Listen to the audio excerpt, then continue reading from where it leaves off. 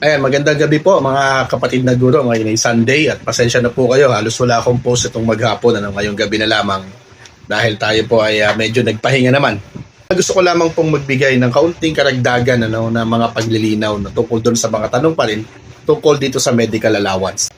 Pero bago po yan, gusto ko po munang batiin yung mga guro po natin dyan sa Tambis National High School sa Division of Southern Leyte. Lalo na sa kanilang principal, si kapatid na Erwin Ulabog.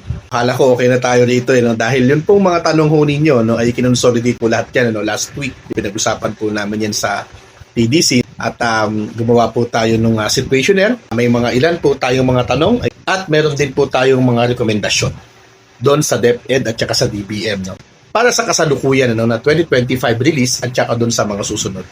Pero marami pa rin ang mga nagtatanong. Normally ang mga tanong po ay bakit wala pa sa kanila. Ang sinasabi po kasi doon sa pinakahuling memo na nilabas ng ating kagawaran, yung August 20 memorandum, ay August 31 dapat ma-release. At yun din naman yung resulta ng ating dialogue doon sa DBM at saka sa DepEd noong August 19. Kaya naman po, yung mga ibang divisions ay pinabago yung mga naunang choices ng ating mga guro. Eventually ay pinayagan po na baguhin yan. Marami po tayong natanggap ng mga ulat kahapon. Kahapon ay August 29, syempre last working day ng week.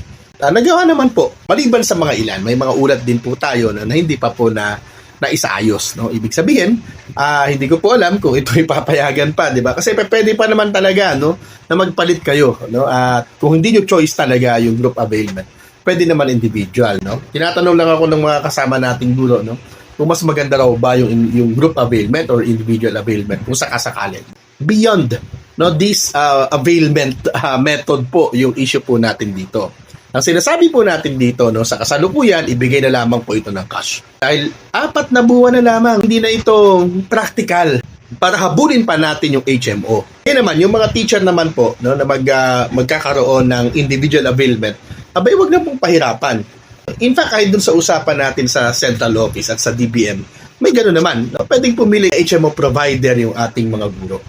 At pag less than 7,000 po yan, hindi nyo kailangang ibigay yung sukli. Paano daw yung kasama ka na talaga sa group availment through the division office? Naghahanap pa yung ibang mga division offices, di ba? Kasi hindi po yan pwedeng bigla lang mapipili sila. Di ba? Kaya nga, ang convenient po dyan talaga ay kumuha ka na lang ng sarili mo. Ngayon, ano yung solusyon natin? Babalikan ko lamang po mga kapatid, ang sa atin, palawigin yung PhilHealth.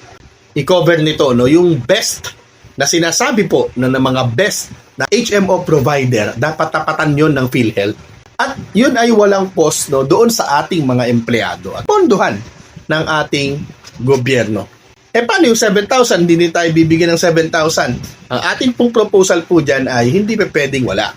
Tuloy lamang po kung bibigyan tayo ng 7,000 baka nga dapat mas maganda 10,000 na ang treatment natin dyan ay bahagi ito ng paghahanda para doon sa malusog na pangangatawan ng mga teacher. Pwede niya ibili ng multivitamins, pwede niya ibili ng masustansyang pagkain, maintenance medicines, pwede niya ibili.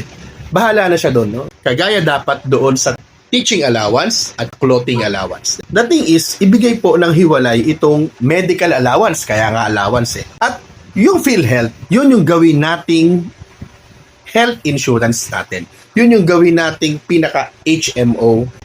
So yun po mga kapatid, hindi ko na po individually sinagot yung marami dahil halos pare-pareho po naman. At doon po sa nilabas po ng TDC nung August 28 na-cover na po namin halos lahat ng mga tanong. So yun lamang po mga kapatid, at kung meron po kayong gustong linawin, nandyan po yung ating mga post sa ating TDC page. Sige po, Tambis National High School, SDO Southern Leyte, maayong gabi kaninyong tanan. Daghan kaayong salamat. Thank you.